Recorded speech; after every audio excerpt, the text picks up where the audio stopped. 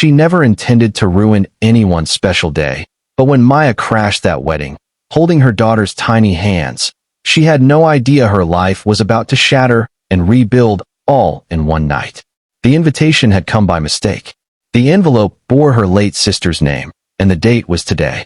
Curious, heart aching, and desperate for a break from her crumbling world, Maya dressed her 5-year-old twins in pastel dresses and walked into the grand ballroom of the Fairmont Hotel, hoping no one would notice.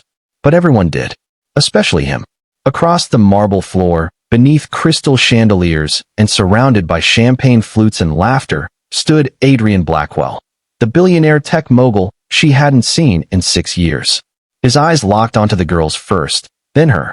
The glass in his hand slipped and shattered, silencing the room. His bride-to-be turned pale. Maya's heart pounded in her chest like a war drum, her grip on her daughters tightening. She hadn't come here to confront the past. She'd come chasing a ghost. The twins had never met their father. Maya had raised them alone, scraping by as a single mother. Adrian didn't know they existed.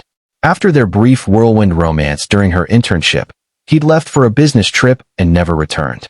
Days turned into weeks, and her calls were unanswered. She discovered she was pregnant the week after his disappearance. What she didn't know then was that Adrian's mother had intercepted every message, fearing a scandal would ruin her son's ascent. That night at the wedding, Adrian didn't speak.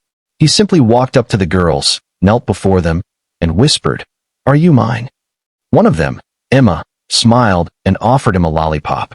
The other, Eliana, just stared. The wedding fell apart. The bride stormed out, sobbing. Guests murmured and cameras flashed. Maya tried to leave quietly, humiliated and shaken, but Adrian stopped her. "We need to talk," he said softly, eyes still wide, voice cracking. And before she could resist, he asked the question she had dreaded for years. "Why didn't you tell me?" Later that night, seated in his private dining room, the girls fast asleep on a nearby couch, the past unraveled like old thread.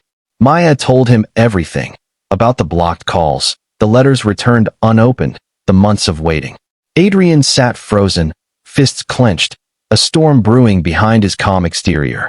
And then, during dessert, his mother walked in. "I thought I was protecting you," she said coldly, brushing past Maya. "She was a distraction. You had an empire to build." Adrian rose, shaking with quiet rage. "You stole my family," he whispered. "You lied to me and condemned her to raise our children alone." Maya didn't gloat. She didn't raise her voice. She simply looked down at her plate, cheeks wet with tears, and said, "It wasn't about the money. I just wanted them to know they were wanted." Something broke inside Adrian then, not with fury, but with grief. He knelt beside her, not as a billionaire, but as a man who had lost years he could never get back. "Let me try," he whispered. "Let me make it right."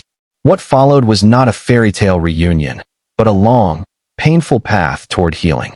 Adrian spent every day learning how to be a father. He didn't try to buy forgiveness, though he could have. He chose to earn it, one storybook night, one scraped knee, one school pickup at a time. As for Maya, the bitterness she'd carried slowly melted into cautious hope.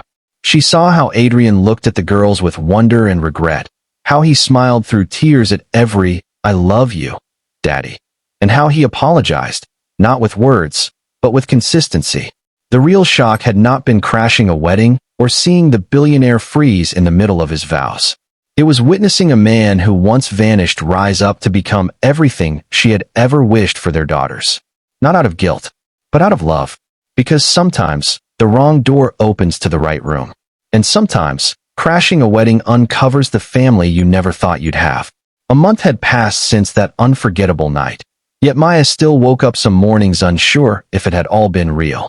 The penthouse Adrian had insisted they move into felt too luxurious, too silent compared to the small apartment they'd called home for years. But what was most unfamiliar wasn't the plush surroundings. It was the man sitting across from her every morning, pouring cereal for their daughters, and tying their shoelaces with trembling hands. Adrian was trying. She saw it in the way he lowered his voice when the girls cried, the way he learned how Emma liked her sandwich with the crust cut off, and how Eliana needed her teddy to fall asleep. But beneath all that effort, Maya could sense the guilt that lingered in his eyes like a ghost that wouldn't leave. One afternoon, as the golden sun filtered through the terrace windows, Maya found Adrian in his study, surrounded by legal documents. He looked up, weary but hopeful. I'm changing my will, setting up trusts for the girls, signing over part of the company to them. Maya folded her arms, leaning against the doorframe. You don't have to prove anything with money. He looked down, then back at her. It's not about proving. It's about restoring what should have always been theirs. And yours. She shook her head, walking in slowly. You can't buy back time, Adrian. What they really need is you. Not your shares. Not your empire. Just you. There was a long silence between them. Then he whispered, I still dream of the years I missed. I wonder how many birthdays, first words, dances, fevers. How many moments I wasn't there for. Maya's eyes softened. So be here now. That's all they care about. They don't remember you not being there. But they'll remember what kind of father you are today. The girls burst into the room just then, Eliana holding a crayon drawing of the four of them, stick figures smiling under a giant sun. Daddy, look. We drew us. Adrian took the paper with trembling hands. This is beautiful. His voice cracked. Emma climbed into his lap. We made it for you. So you remember us when you go to work. Adrian looked at Maya, then back at the drawing, then hugged both girls close. I'll never forget again. Later that evening, Maya watched from the hallway as Adrian tucked the girls into bed. He read them their favorite bedtime story, stopping to do the silly voices just right, and kissed their foreheads like he'd done it 1,000 times before. It wasn't perfect. He was still awkward, still unsure. But he was present. That mattered more than anything. That night, as they sat on the balcony with coffee in hand, Adrian looked out at the city lights, then turned to Maya. Do you think you'll ever be able to forgive me? Maya took a long breath. I already have. But forgiveness doesn't mean forgetting. It means choosing not to let the past poison the future. For them. And for us. He reached for her hand, hesitant, hopeful. Then, let's build a future worth remembering. Maya looked at his hand, then at the stars, then back at him. Slowly, she placed her hand in his. One day at a time. And for the first time in years, the silence between them wasn't empty. It was healing. Moral of the story. Redemption isn't about erasing mistakes. It's about choosing to be better from this moment forward. True love and forgiveness grow not in grand gestures, but in small, consistent steps of kindness, presence, and truth.